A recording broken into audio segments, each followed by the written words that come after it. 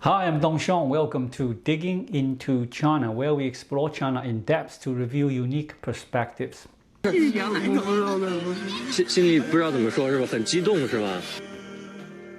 当时我内心就是这种悲伤，真是真是控制不住。 When I first watched that video, I found myself both amused and dismayed. Yet it undeniably captures the perspective of some young Chinese people toward Mao Zedong today. At some point, revering Mao Zedong, often respectfully called the teacher, became a notable trend among certain youth. A published data reveals that since 2015, sales of selected works of Mao Zedong have steadily risen each year. On Weibo, Mao study groups boast over 1 million participants, with many sharing their reflections on his writings. In 2020, Tsinghua University's library reported Selected Works of Mao as its most borrowed work. On Zhihu, a question once asked, who is China's greatest modern historical figure? It drew over 16,000 responses, most naming Mao Zedong. Another question, which historical figure have you most misunderstood? Saw most answers pointing to teacher Mao. In recent years, I widely circulated a saying about Mao online goes. As a child, I admired you on TV. As a youth, I was swayed by adversaries and misunderstood you. As an adult exploring the world, I came to miss you. On platforms like Bilibili, the fervor is even more striking.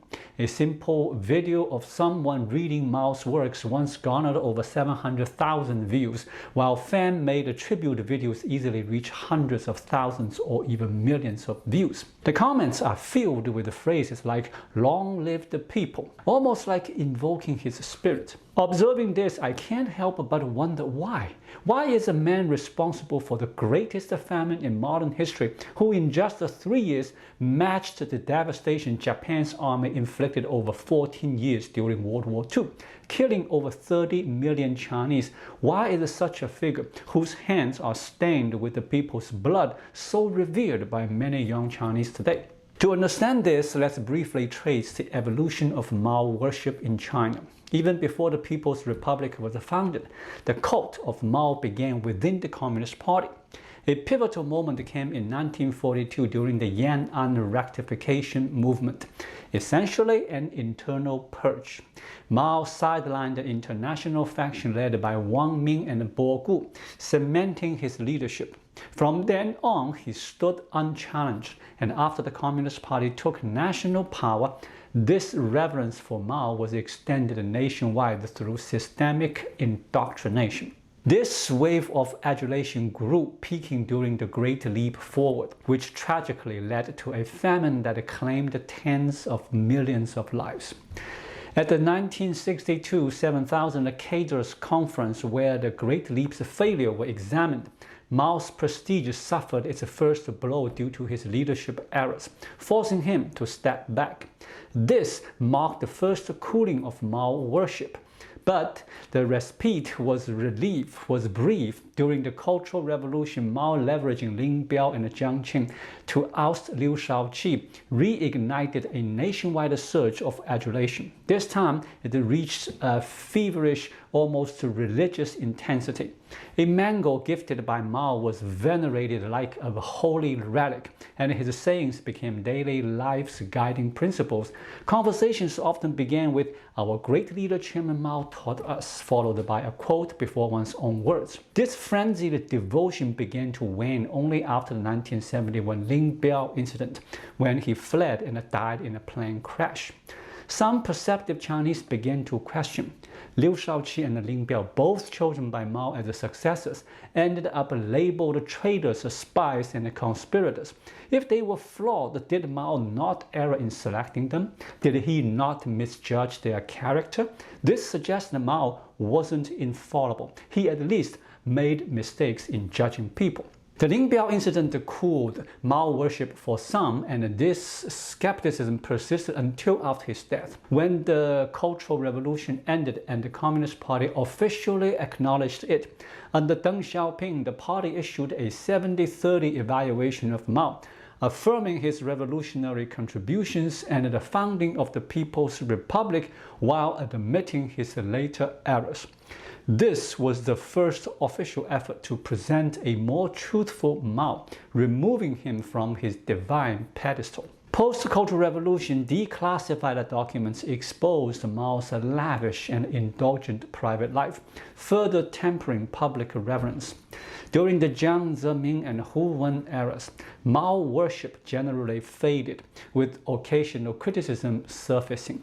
But in the later Hu Wen era and into Xi Jinping's time, Mao worship began to resurge. On one hand, figures like Bo Xilai invoked Mao's spirit to gain political capital. On the other, both old and new Maoist groups such as the Utopia and the Peking University's Marxist Society revived Mao to voice discontent with current social issues. This trend persists, solidifying Mao's exalted status among some young Chinese. Reflecting on over 80 years of Mao worship in China, several patterns emerge. First, decades of indoctrination have woven Mao's thoughts, language, and writing into the fabric of Chinese daily life, making him a cultural icon. His sayings are widely familiar, a distinction perhaps only shared with Confucius in China's long history. I view this as Mao's personal triumph, but a profound failure for the Chinese people. The West, through the Enlightenment centuries ago, dethroned the kings and the nobles. Yet in China, a nation without a universal religious tradition, people crafted an artificial god to worship, and malevolent one at that. This is a regressive act. Second, the intensity of Mao worship has always mirrored the social climate, even shaping history's course. The great leap forward driven by peak Mao worship led the nation to defy scientific principles, resulting in a catastrophic famine. After the Cultural Revolution, to pivot from class struggle to economic development, the Communist Party deliberately tempered Mao worship, acknowledging his errors to enable reform and economic growth. In recent years, with economic downturns, Mao worship has resurged. Third, official and public Mao worship don't always align and sometimes diverge. Since Deng's era, the government's stance on Mao has been ambivalent, leveraging his image but guard against his ideas. Publicly, Mao's portrait remains on Tiananmen Square, and the leaders periodically visit the Mao Zedong mausoleum, akin to a national shrine. Yet, the government is cautious of Maoist followers. They are permitted to discuss and honor Mao online, but any attempt to enact his ideas triggers severe crackdowns. A clear example is the 2018 suppression of Maoist supporters in the Shenzhen JASIC workers' rights incident. Workers at the JASIC sought to form a union to address excessive overtime and harsh fines, but were fired and detained. When the issue escalated and Maoist students rallied in support, they faced official crackdowns. Why?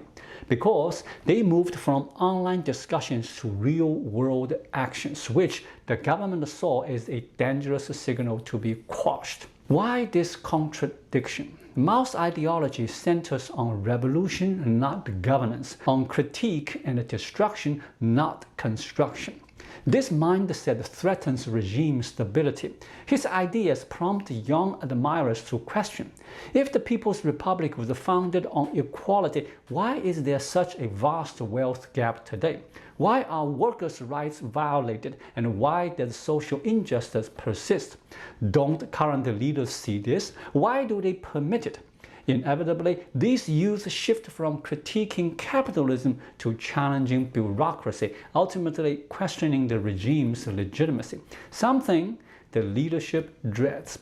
Thus, the current leadership treats Mao like a political relic, propped up but lifeless. They used his image to maintain revolutionary legitimacy, but fear his ideas coming alive, influencing too many and destabilizing their rule. The Communist Party faces a contradictory reality exposed by this Mao fervor.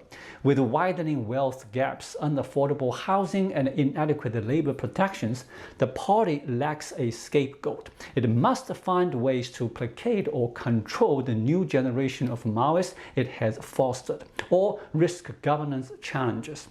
This reveals the true root of today's Mao worship: economic decline, wealth disparities, harsh work conditions, lack of labor protections, and the soaring housing costs make life grueling for young people entering society. They desperately seek a solution or a leader to address their struggles. This mindset fuels the revival of Mao worship, as they recall a revolutionary figure from their textbooks who fiercely criticized the bureaucrats and the capitalists. A rough tally shows Mao Zedong's name appears 103 times in 23 Chinese language textbooks, 262 times in 12 history textbooks, and 160 times in 25 politics textbooks from elementary to high school. His life, writings, speech, and calligraphy are nearly always portrayed positively, imprinting in young minds that he is great, glorious, and correct. These imprints may be mere exam materials during school, but when these youths face societal injustice, they activate and their struggles seem to align with Mao's words. Mao's critiques of bureaucrats, capitalists, and the class struggle seem to perfectly explain the hardship and injustice they encounter at work. My life is miserable because I am exploited by capitalism and oppressed by bureaucracy. They feel they found a kindred spirit, a guiding mentor. A highly upvoted Bilibili comment captures this. He doesn't call me a small-town test taker or a corporate drone. He says, I am the son that the world belongs to us. Young people entering society crave spiritual guidance, especially in times of disillusionment, and Mao's persona fulfills that need. In the West, God often fills this role. In China, lacking a religious tradition and prone to creating gods, Mao takes God's place, with selected works of Mao and quotations from Chairman Mao standing in for the Bible. This is undeniably the core need of young people abandoned in an economic downturn, a sense of faith in a nation where Buddhism is dismissed as a feudal superstition, Islam is scorned, Christianity is seen as a Western ideological foe, and Confucianism and Taoism fail to address modern school or workplace struggles. Spiritually deprived youth create their own deity. They resurrect Mao from a ritualized world, casting him as a Christianized figure, defeated, abandoned, and risen again, bringing imagined equality and dignity to fulfill their desire to append an unfair social order. Every social group needs a spokesperson or leader to represent their interests, including young people. In democratic nations, this is readily achieved through political parties, organizations, or religious groups. But in an authoritarian state like China, it's immensely challenging. The government prohibits any group or individual from challenging its authority. Public intellectuals have been silenced, and figures like Hu Xijing, Sima Nan, or Jing Canrong serve as regime mouthpiece, not genuine advocates for the youth. After exhaustive searching, young Chinese found Mao's statue in the textbooks they studied. Compared to Western ideals like freedom and democracy, Mao's image feels entirely legitimate, politically safe, and uncontroversial. This phenomenon is evident on Bilibili, where the Communist Youth League's official account frequently posts Mao-related videos. As a youth organization under the Communist Party, it precisely targets young people, tapping into their emotional struggles and channeling their dissatisfaction with Chinese society into the regime's narrative framework. For the party, it's preferable for youth to revere Mao than historical rebels leaders like Huang Chao or Zhang Xianzhong, or figures like George Washington or Robespierre.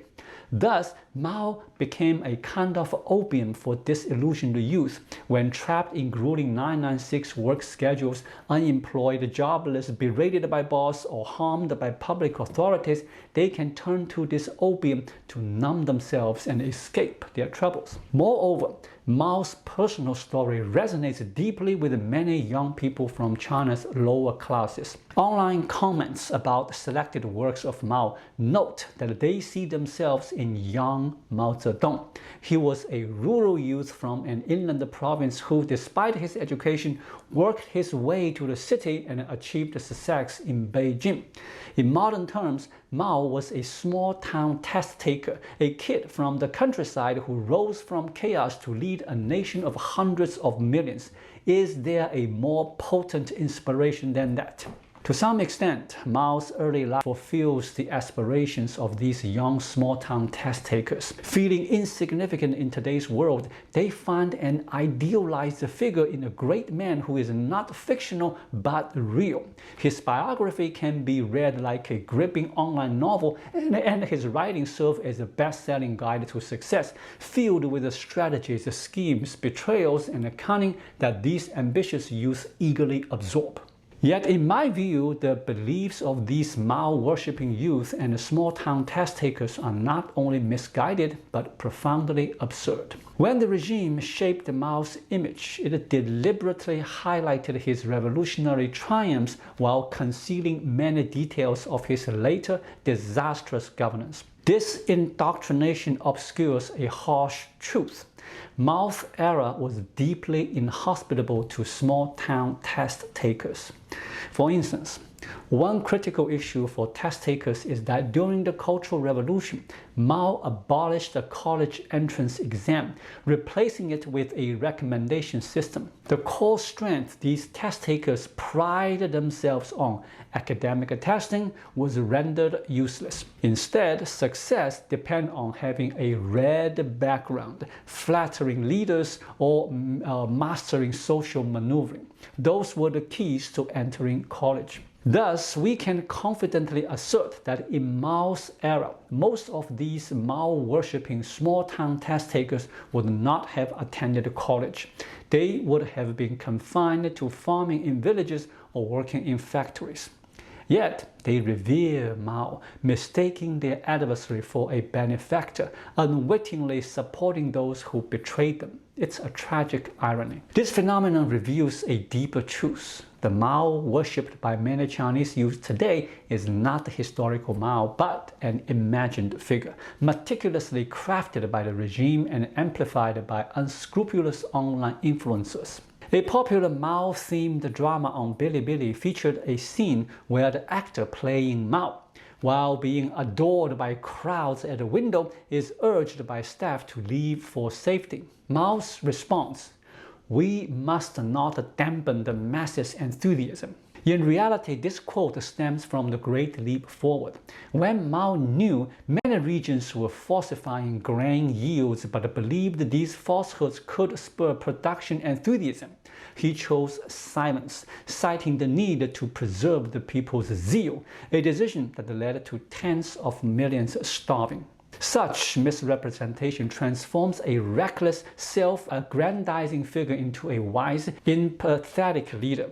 Many unaware Mao-worshipping youth on Bilibili praise his wisdom, demonstrating the persuasive power of such dramas. Many who never lived through Mao's era yearn for it, believing it was fairer and more just than today, an idea so misguided it borders on absurd. The nepotism, backdoor dealings, state-owned enterprise, job inheritance, and a class solidification that the Chinese people resent today did not begin with Deng Xiaoping's reforms. They originated in Mao's era, with Mao as their source. For example, the much-discussed third-generation power workers or third-generation tobacco workers in state enterprises. Ask elders from Mao's time, and they will confirm an unwritten rule. When parents retired, their children could inherit their positions. Thus, the first generation of these third-generation workers began under Mao. Since Mao set this precedent, it naturally spread. Mao himself ordered 2 maids who served him to be admitted to Peking University. In other words, decades of diligent study couldn't match a few years of serving tea to the leader to secure a college spot. He also appointed his wife Jiang Qing as a Politburo member, a deputy state-level leader, and his nephew Mao Yuanxing as a Liaoning's provincial secretary. Jiang Qing had illegible revolutionary contributions, and Mao Yuanxing was only in his 30s when he became a regional leader. Their positions were solely due to their ties to Mao. When Mao engaged in such favoritism, lower officials followed, using their influence to secure university admissions or good jobs for their children. Mao opened the back door so he could hardly prohibit others from doing the same. The Central Committee even issued official documents defending these practices. When leaders acted this way, ordinary people followed, creating a feudal, caste-like hereditary society where every class had its own inheritance norms. I asked the Maoist, where is the fairness and justice in that? The fairness and justice of Mao's era are merely the wishful fantasies of these Mao-worshipping small-town test-takers. Today, whether you are a worker or a farmer, with enough money, you can fly, stay in 5-star hotels, or travel abroad. In Mao's era, ask your parents or grandparents, could ordinary people do these things? Only leaders could. Today, you may toil as a workhorse, but in Mao's era, you were less than that, just a human fodder for Mao's ambitions. Beyond that, Mao exploited farmers, dismantled the intellectual class, and eradicated the merchants, while his own extravagant private life remained hidden from most Chinese. The real historical Mao and the Mao in the minds of his young admirers are not the same. They worship a divine Mao, carefully constructed by the Communist Party and embellished by their own fantasies. In truth, Mao was a figure whose actions set China's progress back and caused the death of tens of millions. Thank you so much for watching. If you find this video helpful, please like it, drop a comment below, and hit the subscribe button right here. It really helps YouTube suggest my video to others. I'll be back with more content soon. Until then, be well.